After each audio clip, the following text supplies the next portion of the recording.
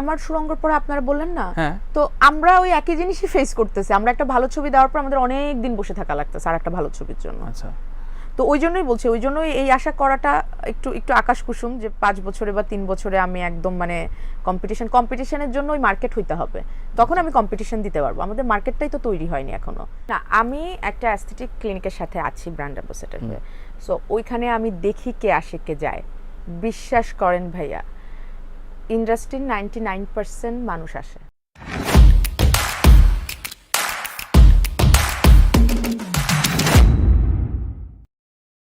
আমার ওই রকম কল এসছে, আমি মিথ্যা কথা বলবো না। আমি দেখি যে আপনার এই সিটে বসে অনেকে অনেক চাপা টাপা মেরে যায়, আমি ওরকম মারতে পারবো না। আমার হলো ওই জন্যই আমার কাছে আসলে 2-3টা এসেছিল। আচ্ছা, 2-3টার মধ্যে আমার কাছে অঞ্জন দারটা খুব ভালো লেগেছে, কারণ তাকে আমরা সবাই চিনি জানি। না, আমাদের যেটা হয় ভাইয়া, আমি দেখেছি যত বাইরে বেশি কাজ করা হয়, খুব আহ্লাদ করে বলে যে না আল্লাহ কি, আমরা বাইরে যখন এরকম অনেকগুলা কাজ করা হয় তখন দেখা যায় এইখানে কদরটা বেড়ে যায়, কিন্তু এখানে অনেক ভালো ভালো কাজ করলেও ওই কদরটা কিন্তু পায় না সহসা। বললাম না যে এখানে আমি 5টা কাজ করলাম ভালো কাজ, আর ওইখানে একটা এভারেজ একটা কাজ করলাম, এটা খুবই করে। বাট ওইখানে যখন সুরঙ্গ রিলিজ হয়েছে তখন ওইখানকার স্টোরি কিন্তু আবার আলাদা। ওইখানে যখন সুরঙ্গ হলো, পুরা এসবিএফ এর টিম যেভাবে আমাদের আসলে ওয়েলকাম করলো, যেভাবে আমাদের ট্রিট করলো, যেভাবে আমাদের আসলে সম্মান দিল, হ্যাঁ দেখলাম, এইটা আবার এখানে কিন্তু কম না। ওরা আসলে আমরা করি, আমরা আমাদের আর্টিস্টদের কথা বলছি। আচ্ছা আচ্ছা আচ্ছা, ওরা যখন আসে তখন তো আমরা জান পরাণ দিয়ে দিই, আমরা গেলেও ওরা করে। যেমন আমাদের একটা প্রচলন আছে যে ওরা গেলেই সবসময় বলে তোমাদের দেশে গেলে অনেক মজার মজার খাবার খাও, তোমরা আতিথেয়তায় বেস্ট। এই যে তার মানে কি, আমরাও তাদের অনেক আপ্যায়ন করি। আমি যখন গিয়েছি আমিও দেখেছি তারা অনেক আপ্যায়ন করছে, বাট সেম ট্রিটটা কিন্তু আমরা এখানে পাই না। না, আমি আকাশ কুসুম স্বপ্ন দেখি না। আমার স্বপ্নেরও একটা মানে আমার স্বপ্নটা ওরকম হতে হবে যেটা আমি বাস্তবায়ন করতে পারবো। আমি ইন্ডাস্ট্রি দেখতেছি না, ইন্ডাস্ট্রি কি হচ্ছে। আমার সুরঙ্গর পরে আপনারা বললেন না, তো আমরা ওই একই জিনিসই ফেস করতেছি। আমরা একটা ভালো ছবি দেওয়ার পর আমাদের অনেক দিন বসে থাকা লাগতেছে আর একটা ভালো ছবির জন্য। আচ্ছা, তো ওই জন্যই বলছি, ওই জন্যই এই আশা করাটা একটু একটু আকাশ কুসুম যে 5 বছরে বা 3 বছরে আমি একদম মানে কম্পিটিশনের জন্য ওই মার্কেট হইতে হবে, তখন আমি কম্পিটিশন দিতে পারবো। আমাদের মার্কেটটাই তো তৈরি হয়নি এখনো। না, আমি একটা অ্যাস্থেটিক ক্লিনিকের সাথে আছি ব্র্যান্ড অ্যাম্বাসেডর হয়ে। সো ওইখানে আমি দেখি কে আসে কে যায়। বিশ্বাস করেন ভাইয়া, ইন্ডাস্ট্রির 99% মানুষ আসে। আমি মানে আমি আমার খুব হাসি পায় যখন হলপ করে বললে, মানে একদম 99%। আচ্ছা, এখনকার জেনারেশন। আচ্ছা আচ্ছা আচ্ছা, এটাও মেনশন করতে হবে, এখনকার জেনারেশন। হ্যাঁ। বাট আমার খুব হাসি পায় যখন আমি শুনি যে বলে যে না কিছু না, এটা এখন হয়তো সেটা বলতে চায় না, কারণ বলার পরে যে মানে বললে ক্ষতি কি, আর ক্ষতি কি ভাই, পচায় রাখে না। কেন বলবে? পচানি তো কেউ খাইতে চায় না, সবাই শুনতে চায় হ্যাঁ তুমি এমনিই সুন্দর। আজকে যদি আমি না বলতাম যে, যেমন আমি বলেছি যে আমি আমার দাঁতের কারেকশন করিয়েছি, আমার আগের ফিল্মগুলো দেখলে দেখা যাবে যে আমি তখন আমার আমি হাসতাম না, কারণ আমার দাঁতের মধ্যে অনেক গ্যাপ ছিল। তো আমার মনে হতো এটা মনে হয় আমার একটা উইক পয়েন্ট, আমাকে কি দেখতে ভালো লাগছে না বা কিছু। তো এই যে দুর্বলতাটা আমি ভাবছিলাম, এটা আমি ভাবছিলাম, হয়তো আমার দর্শক বা আমার ভাই বোন বা আমার ওয়েল উইশাররা এটা দেখেইনি, তো এটাকে আমার কনফিডেন্স লেভেল কমাই দিচ্ছিল। আচ্ছা, তো আমি তখন ওইটাকে ঠিক করলাম। ওইটা ঠিক করার পর কিন্তু একটা হিউজ চেঞ্জ আসলো আমার হাসিতে বা আমার ফেসে। আমি সব সময় স্বীকার করি, আমার অস্বীকার করার কিছু নাই। তাতে ক্ষতি হয়েছে তো? হ্যাঁ, ক্ষতি হয়েছে, কারণ মানুষ বলে যে আগেই সুন্দর ছিলা, এখন প্লাস্টিক লাগে, এখন এটা লাগে, এখন ওটা লাগে। আবার আরেকজন আর্টিস্টকে তারা বলতেছে অসম্ভব সুন্দর লাগতেছে, অসাধারণ, কিন্তু ও আরো বড় প্লাস্টিক। তাই মানে ও আরো করছে যত আমি করিনি। আমি হয়তো ছোট্ট একটা কারেকশন করেছি, করে আমি ওটা স্বীকার করেছি, ও স্বীকার করতেছে না দেখে ওকে নিয়ে বলতেছে না। কিন্তু যদি আপনারা প্লাস্টিক শব্দটাই ইউজ করেন, তাহলে আরেকজন যাকে বলতেছেন অসম্ভব সুন্দর, মানে খুব ভালো লাগতেছে, ওই ভালো, এ কেন করলো, হ্যাঁ, তাহলে ও আরো বড় প্লাস্টিক, বিশ্বাস করেন, যেটা হয়তো ও স্বীকার করে না।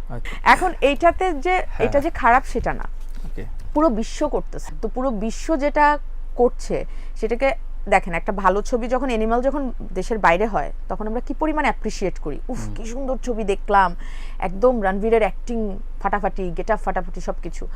যখন ওইরকম একটা অ্যাকশন ফিল্ম বাংলাদেশে হচ্ছে, তখন টিজারেই কন্ট্রোভার্সি শুরু হয়ে গেছে।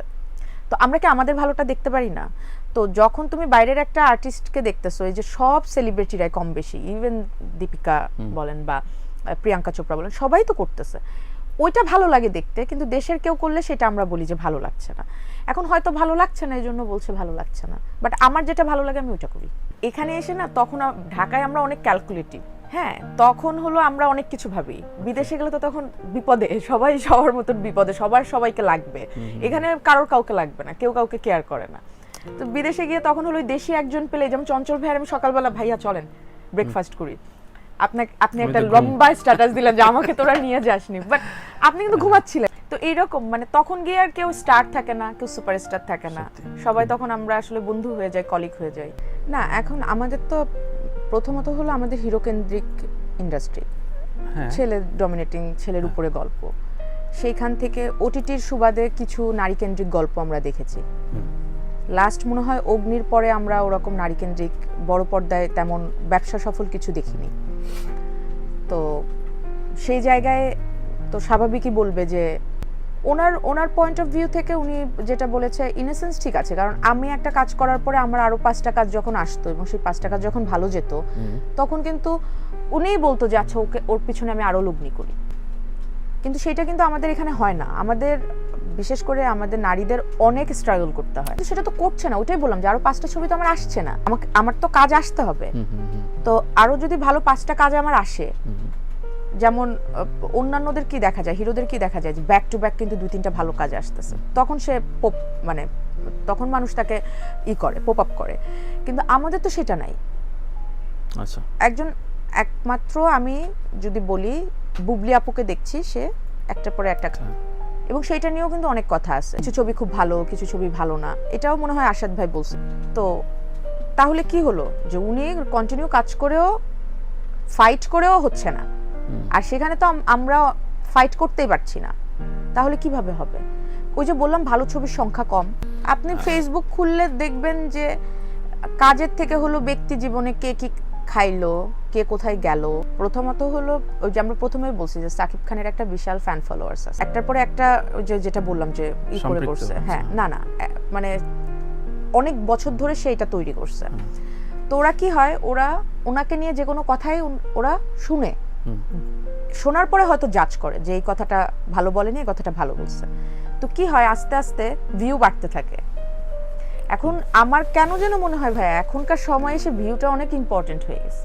এই যে কি একটা ফুটবল ম্যাচ হলো না কিছুদিন আগে, যেখানে হলো টপিক ছিল সাকিব খান, কেন ফুটবল ম্যাচ হচ্ছে ওই নিয়ে কথা বল, আর তা না হলে তার কাজ নিয়ে কথা বল।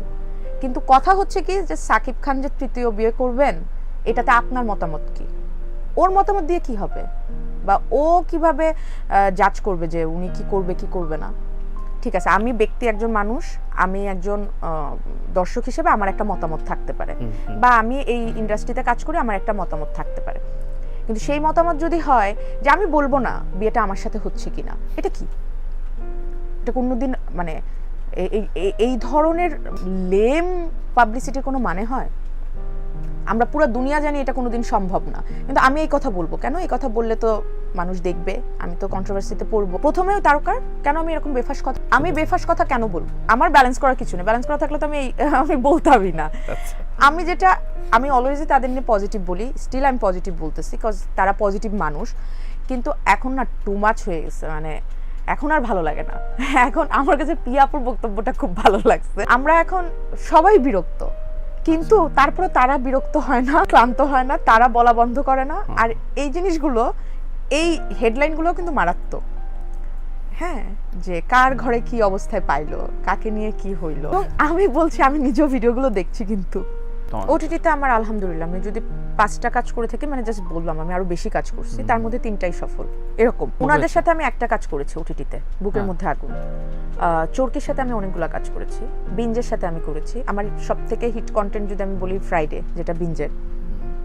চরকির সাথে খাঁচার ভিতর অচিন পাখি, 7 নম্বর ফ্লোর।